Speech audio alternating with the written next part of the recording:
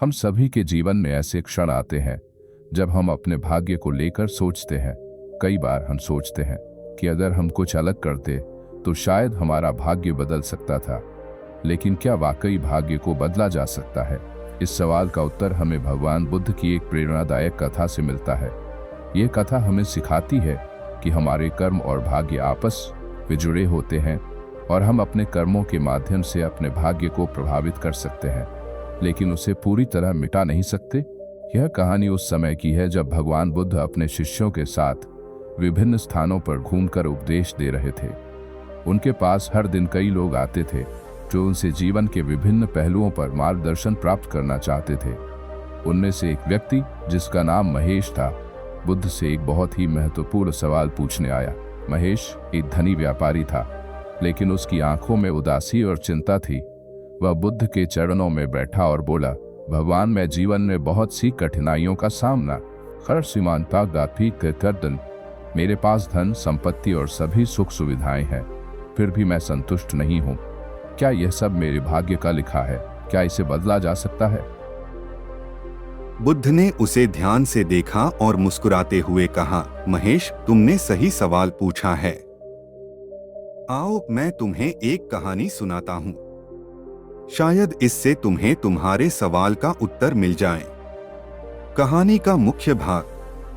किसी गांव में दो भाई रहते थे, राम और श्याम। दोनों भाई बहुत मेहनती थे, लेकिन उनका भाग्य बिल्कुल विपरीत था।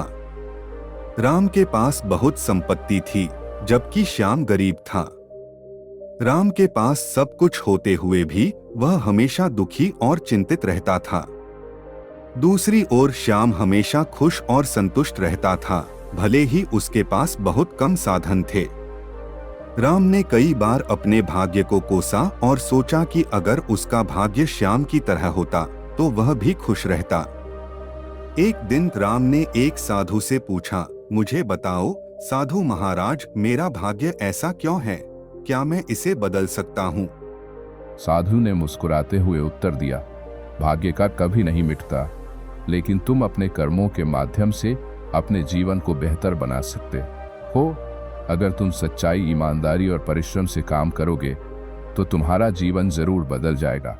राम ने साधु की बात मानी और उसने अपनी सोच को बदल दिया। उसने अपने व्यापार में ईमानदारी और मेहनत को प्राथमिकता दी।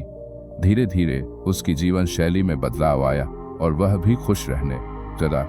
उसने समझ लिया कि भाग्य को बदला नहीं जा सकता, लेकिन अपने कर्मों के माध्यम से हम अपने जीवन को बेहतर बना सकते हैं। महेश ने बुद्ध के चरणों में सिर झुकाया और उनके आशीर्वाद के साथ घर लौट आया। उसने अपने जीवन में बदलाव लाया और जल्द ही उसे इसका लाभ मिला। वह अपने काम में ईमानदारी और मेहनत से लगा और धीरे धीरे उसकी चिंता और उदासी दूर हो गई।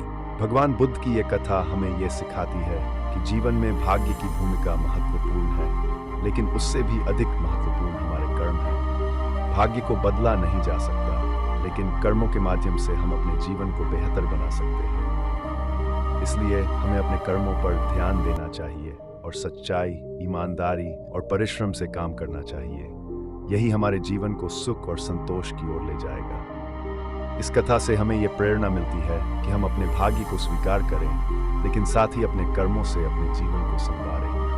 यही सच्ची सफलता और संतोष का मार्ग है।